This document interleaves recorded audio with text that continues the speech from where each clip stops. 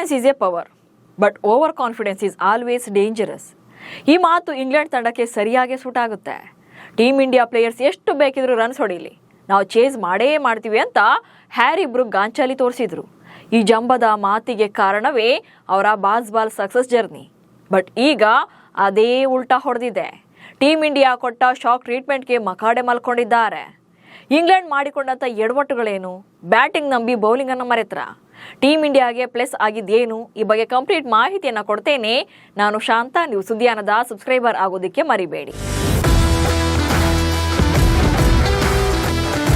5 ಪಂದ್ಯಗಳ ಟೆಸ್ಟ್ ಸರಣಿಯಲ್ಲಿ ಮೊದಲ ಪಂದ್ಯವನ್ನು ಗೆದ್ದಿದ್ದ ಇಂಗ್ಲೆಂಡಿಗರ ಅಹಂಕಾರ ನೆತ್ತಿಗೇರಿತ್ತು. 18 ವರ್ಷಗಳಿಂದ ಭಾರತ ಇಂಗ್ಲೆಂಡ್ನಲ್ಲಿ ಟೆಸ್ಟ್ ಸರಣಿಯನ್ನ ಗೆದ್ದಿಲ್ಲ. ಜೊತೆಗೆ ಬರ್ಮಿಂಗ್ ಹ್ಯಾಮ್ನಲ್ಲಂತೂ ಒಂದೇ ಒಂದು ಪಂದ್ಯವನ್ನು ಕೂಡ ಗೆಲ್ಲೋಕೆ ಸಾಧ್ಯವಾಗಿಲ್ಲ. ಅದು ಅಲ್ಲದೆ ಟೀಮ್ ಇಂಡಿಯಾದಲ್ಲಿ ಇರೋರೆಲ್ಲ ಹೊಸಬ್ರೆ. ಸೊ ನಾವೇ 2ನೇ ಪಂದ್ಯವನ್ನು ಗೆಲ್ಲೋದು ಅಂತ ಮೆಂಟಲಿ ಫಿಕ್ಸ್ ಆಗಿದ್ರು.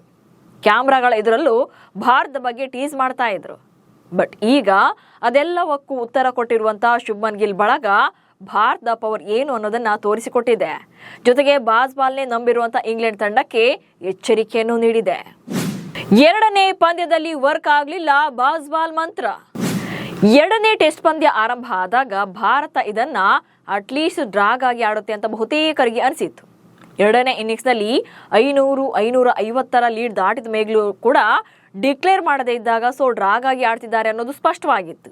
ಆದರೆ ಇಂಗ್ಲೆಂಡಿಗರು ಮಾತ್ರ ಇದ್ಯಾವುದನ್ನು ತಲೆಗೆ ಹಾಕಿಕೊಳ್ಳೋದೆ ಡೋಂಟ್ ಕೇರ್ ಮೂಡ್ನಲ್ಲಿ ಇದ್ರು. ಯಾಕಂದ್ರೆ ಭಾರತ 500 ಅಲ್ಲ 1000 ರನ್ಸ್ ಹೊಡೆದ್ರು ಕೂಡ ನಾವು ಟಾರ್ಗೆಟ್ ಅನ್ನ ರೀಚ್ ಮಾಡ್ತೀವಿ ಅನ್ನೋದು ಸ್ಟ್ರಾಂಗ್ ಆಗಿ ಅವರ ತಲೆಯಲ್ಲಿ ಕುಳಿತಿತ್ತು. ವಿಕೆಟ್ ಬೀಳ್ತಿಲ್ಲ ಅನ್ನೋದಕ್ಕಿಂತ ಎಷ್ಟು ರನ್ಸ್ ಇದ್ರೂ ಹೊಡಿತೇವೆ ಅನ್ನೋಂಥ ಆಟಿಟ್ಯೂಡ್ ಅದು. ಟೆಸ್ಟ್ ಮ್ಯಾಚ್ ನಲ್ಲಿ ಅಟ್ಯಾಕಿಂಗ್ ಮೋಡ್ ನಲ್ಲಿ ರನ್ ಗಳಿಸ್ತೇವೆ ಅನ್ನೋದೇ ಅವರ ಭಂಡ ಧೈರ್ಯದ ಹಿಂದಿದ್ದಂತ ಪ್ಲಾನ್ ಆಗಿತ್ತು. ಹ್ಯಾರಿ ಬ್ರೂಕ್ ಅಂತೂ ಇನ್ನೂ ಒಂದು ಹೆಜ್ಜೆ ಮುಂದೆ ಹೋಗಿ ನಾವೇ 2ನೇ ಪಂದ್ಯವನ್ನು ಕೂಡ ಗೆಲ್ತೇವೆ ಅಂತ ಸ್ಟೇಟ್ಮೆಂಟ್ ಕೂಡ ಕೊಟ್ಟಾಗಿತ್ತು. ಭಾರತದ ಆಟಗಾರರು ಎಷ್ಟೇ ಗುರಿ ನೀಡಿದ್ರು ನಾವು ಅದನ್ನ ರೀಚ್ ಆಗ್ತೇವೆ ಎಂದಿದ್ರು. ಆದರೆ ಟೀಮ್ ಇಂಡಿಯಾ ಬೌಲಿಂಗ್ ಅಟ್ಯಾಕ್ ಮುಂದೆ ಥರಗೆಲೆಗಳಂತೆ ಉದ್ರಿ ಹೋದ್ರು.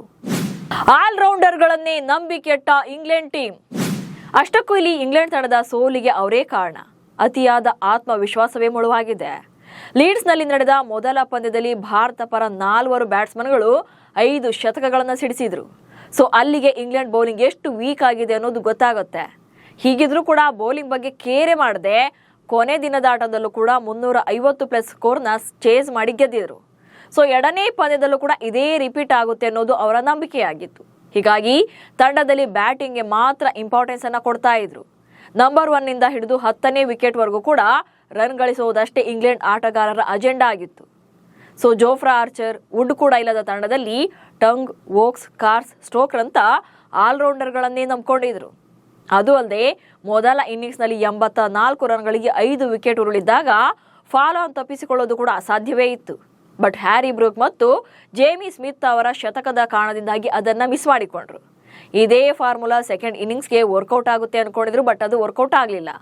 ಹೀಗಾಗಿ ತಾವೇ ತೋಡಿದಂತ ಗುಂಡಿಗೆ ಕೊನೆಗೆ ಅವರೇ ಬೀಳಬೇಕಾಯ್ತು. ಇಂಗ್ಲೆಂಡ್ನಲ್ಲಿ ಬ್ಯಾಟಿಂಗ್ ಅಷ್ಟೇ ಪ್ರಾಮುಖ್ಯತೆನಾ? ಎಸ್, ಇಂಥದ್ದೊಂದು ಪ್ರಶ್ನೆ ಹುಟ್ಟಿಕೊಳ್ಳೋಕೆ ಕಾರಣ ಕೂಡ ಇದೆ. ನ್ಯೂಜಿಲೆಂಡ್ ಮೂಲದ ಬ್ರೆಂಡನ್ ಮೆಕ್ಲಮ್ ಹಾಗೆ ಹೆಡ್ ಕೋಚ್ ಆಗಿದ್ದು, ಇನ್ನು ಬೆನ್ ಸ್ಟೋಕ್ಸ್ ಕ್ಯಾಪ್ಟನ್ ಆದ್ಮೇಲೆ ಇಂಗ್ಲೆಂಡ್ ಟೆಸ್ಟ್ ಕ್ರಿಕೆಟ್ನಲ್ಲಿ ಬಾಲ್ ಪ್ರಯೋಗ ಹುಟ್ಟಿಕೊಳ್ತು. ಈ ಕಾನ್ಸೆಪ್ಟ್ಗೂ ಮುನ್ನ ಇಂಗ್ಲೆಂಡ್ ತಂಡ 17 ಟೆಸ್ಟ್ ಪಂದ್ಯಗಳಲ್ಲಿ ಕೇವಲ 1 ಪಂದ್ಯವನ್ನು ಮಾತ್ರ ಗೆದ್ದಿತ್ತು. ಕ್ರಿಕೆಟ್ ಜನಕರ ನಾಡಿನಲ್ಲೇ ಟೆಸ್ಟ್ ಕ್ರಿಕೆಟ್ ಅದ ಪತನದತ್ತ ಸಾಗ್ತಾ ಇತ್ತು. ಆದ್ರೆ ಮೆಕ್ಲಮ್ ಮತ್ತು ಸ್ಟೋಕ್ಸ್ ಜೋಡಿಯಾದ ನಂತರ ಬಾಲ್ ಮೂಲಕ ಮತ್ತೆ ಗೆಲುವಿನ ಟ್ರ್ಯಾಕ್ಗೆ ಮರಳಿದ್ರು. ಅಷ್ಟೇ ಅಲ್ಲ, ಬ್ಯಾಟಿಂಗ್ಗೆ ಇಂಪಾರ್ಟೆನ್ಸ್ ಜಾಸ್ತಿ ಆಯಿತು. ಬರೀ ಆಟಗಾರರಷ್ಟೇ ಅಲ್ಲ, ಅಲ್ಲಿನ ಅಭಿಮಾನಿಗಳಲ್ಲೂ ಕೂಡ ಬ್ಯಾಟಿಂಗ್ ಅನ್ನು ಆರಾಧಿಸುವ ಕಲ್ಚರ್ ಜಾಸ್ತಿ ಆಗ್ತಾ ಇದೆ. ಇಂಗ್ಲೆಂಡ್ ಬ್ಯಾಟಿಂಗ್ ಮಾಡುವಂಥ ದಿನ ಮೈದಾನ ಭರ್ತಿ ಆಗ್ತಾ ಇವೆ. ಬಟ್ ಬೌಲಿಂಗ್ ದಿನ ಖಾಲಿ ಹೊಡಿತಾ ಇವೆ. ಸೊ ಹೀಗಾಗಿ ಬ್ಯಾಟಿಂಗ್ಗೆ ಹೆಚ್ಚು ಇಂಪಾರ್ಟೆನ್ಸ್ ಕೊಡ್ತಾ ಇರೋದೇ ಇದೀಗ ಇಂಗ್ಲೆಂಡ್ ತಂಡಕ್ಕೆ ಉಲ್ಟಾ ಹೊಡಿತಾ ಇದೆ. ಸದ್ಯ ಭಾರತದ ವಿರುದ್ಧ 2ನೇ ಟೆಸ್ಟ್ ಪಂದ್ಯವನ್ನ ಸೋತ ಬಳಿಕ 3ನೇ ಪಂದ್ಯಕ್ಕೆ ಇಂಗ್ಲೆಂಡ್ ತಂಡದಲ್ಲಿ ಕೆಲ ಬದಲಾವಣೆಗಳಾಗಿವೆ. ಅಂದ್ರೆ ಈ ಮೂಲಕ ಒಂದು ಸೋಲಿನ ಮೂಲಕ ಎಚ್ಚೆತ್ತುಕೊಂಡಿದ್ದಾರೆ. ಬ್ಯಾಟಿಂಗ್ ಜೊತೆ ಬೌಲಿಂಗ್ನು ಕೂಡ ಸ್ಟ್ರಾಂಗ್ ಮಾಡೋಕೆ ಮುಂದಾಗಿದ್ದಾರೆ. 2ನೇ ಪಂದ್ಯ ಸೋತ ಕೆಲವೇ ನಿಮಿಷಗಳಲ್ಲಿ 3ನೇ ಪಂದ್ಯಕ್ಕೆ ಟೀಮ್ ಅನೌನ್ಸ್ ಮಾಡಲಾಗಿದೆ. 16 ಸದಸ್ಯರ ಪಟ್ಟಿಯಲ್ಲಿ ಮತ್ತೊಬ್ಬ ವೇಗಿಯನ್ನ ತಂಡಕ್ಕೆ ಸೇರಿಸಿಕೊಳ್ಳಲಾಗಿದೆ. ವೇಗದ ಬೌಲರ್ ಗಸ್ ಅಟ್ಕಿನ್ಸನ್ಗೆ ಚಾನ್ಸ್ ಕೊಟ್ಟಿದ್ದಾರೆ. ಹಾಗೆ ಜೋಫ್ರಾ ಆರ್ಚರ್ಗೂ ಕೂಡ ಮತ್ತೆ ತಂಡದಲ್ಲಿ ಸ್ಥಾನ ಸಿಕ್ಕಿದೆ. ಸೊ ಈ ಇಬ್ಬರು ಆಟಗಾರರು ಮುಂದಿನ ಪಂದ್ಯದಲ್ಲಿ ಪ್ಲೇಯಿಂಗ್ 11 ಸೇರಿದ್ರು ಕೂಡ ಅಚ್ಚರಿ ಇಲ್ಲ. ಫೈನಲಿ ಪಂದ್ಯ ಗೆಲ್ಲೋಕೆ ಬ್ಯಾಟಿಂಗ್ ಅಷ್ಟೇ ಅಲ್ಲ, ಬೌಲಿಂಗ್ ಕೂಡ ಇಂಪಾರ್ಟೆಂಟ್ ಅನ್ನೋದು ಅರಿವಾದಂತಿದೆ. ಸೊ ಜುಲೈ 10ರಿಂದ ಶುರುವಾಗಲಿರುವಂತಹ 3ನೇ ಪಂದ್ಯದಲ್ಲಿ ಹೇಗೆ ಪರ್ಫಾರ್ಮ್ ಮಾಡ್ತಾರೆ ಅನ್ನೋದು ಕೂಡ ಇಂಪಾರ್ಟೆಂಟ್ ಆಗುತ್ತೆ. ನಮಸ್ಕಾರ.